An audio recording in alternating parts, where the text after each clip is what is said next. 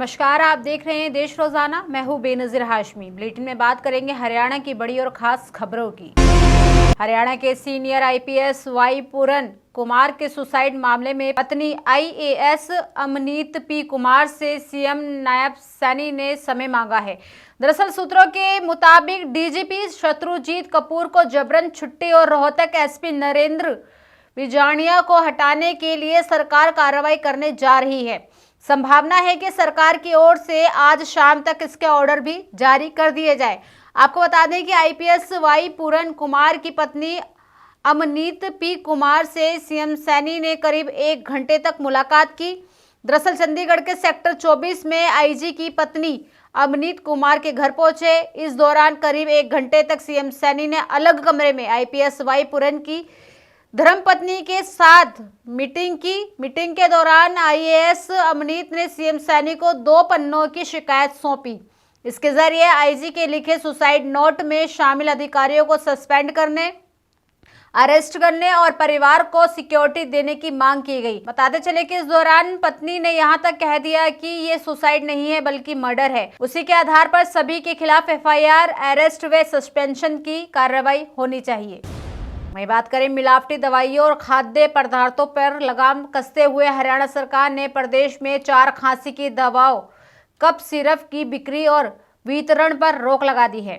दरअसल ये कदम उन रिपोर्ट्स के बाद उठाया गया जिनमें इन दवाओं में खतरनाक रसायन की मौजूदगी पाई गई जो बच्चों के लिए जानलेवा साबित हो सकते हैं। जहां मंत्री आरती राव ने बताया कि कई खांसी की दवाइयां ऐसी हैं जो फिलहाल प्रतिबंधित कर दी गई हैं, जिन पर सिरप पर प्रतिबंध लगा दिया गया है। बताते चले कि मंत्री आरती राव ने कहा कि भले ही हरियाणा में इन प्रतिबंधित कफ सिरप का स्टॉक नहीं पाया गया हो, लेकिन मध्य प्रदेश और राजस्थान जैसे राज्यों में इनसे बच्चों की मौत के मामले सामने आने के बाद एहतियात के तौर पर यह कदम उठाया गया है।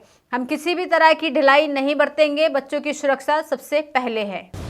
राष्ट्रीय कांग्रेस के महासचिव रणदीप सुरजेवाला ने हरियाणा के आईपीएस वाई पूरन कुमार की आत्महत्या पर सवाल उठाया है। दरअसल सुरजेवाला ने कहा कि राज्य सरकार और पुलिस प्रशासन की कार्य प्रणाली पर गंभीर सवाल उठ रहे हैं।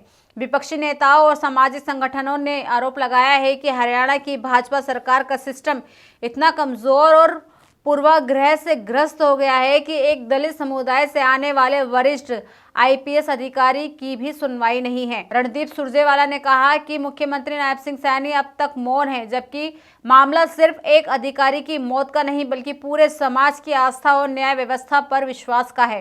साथ ही उन्होंने आशा जताई कि चंडीगढ़ प्रशासन और देश का गृह मंत्रालय दिवंगत आईपीएस की पत्नी की बात सुनेगा और उन्हें न्याय भी दिलाएगा। बताते चले कि वही पूर्व मुख्यमंत्री और नेता प्रतिपक्ष भूपेंद्र सिंह हुड्डा ने आईपीएस वाई पूरन कुमार आत्महत्या मामले में निष्पक्ष जांच की मांग उठाई है। जहां हुड्डा ने कहा कि कोई भी दोषी बख्शा नहीं जाना चाहिए और किसी निर्दोष पर आंच नहीं आनी चाहिए।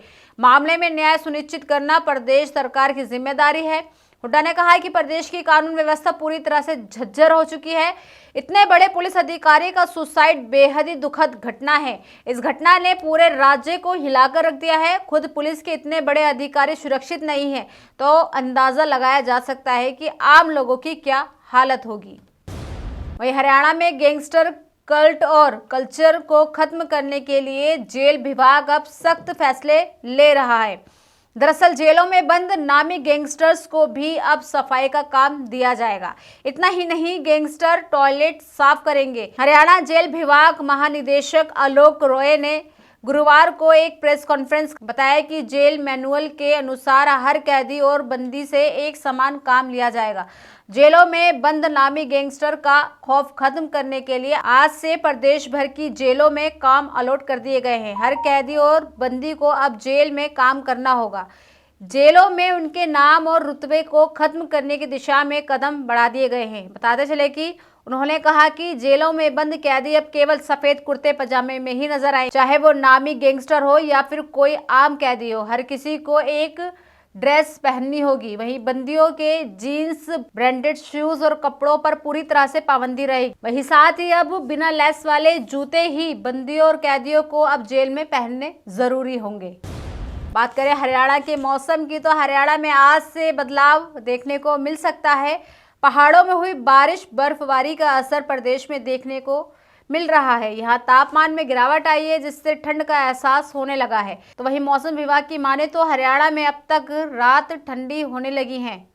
पहाड़ों से आ रही सर्द हवाओं ने मौसम का मिजाज पूरी तरह बदल दिया है। पूरे एनसीआर में रात का तापमान अब 22 डिग्री सेल्सियस के नीचे जाने लगा है। वहीं दिन के समय अभी गर्मी से राहत नहीं मिलने वाली है। मौसम विभाग के अनुसार दिन में धूप खिली रहेगी और आसमान साफ रहेगा। सब्सक्राइब करें देश रोजाना के YouTube चैनल को और नई वीडियो की नोटिफिकेशन पाने के लिए बेल आइकन जरूर दबाएं। अगर आप ये वीडियो Facebook या Instagram पर देख रहे हैं तो पेज को लाइक और फॉलो जरूर करें और ज्यादा से ज्यादा शेयर करें।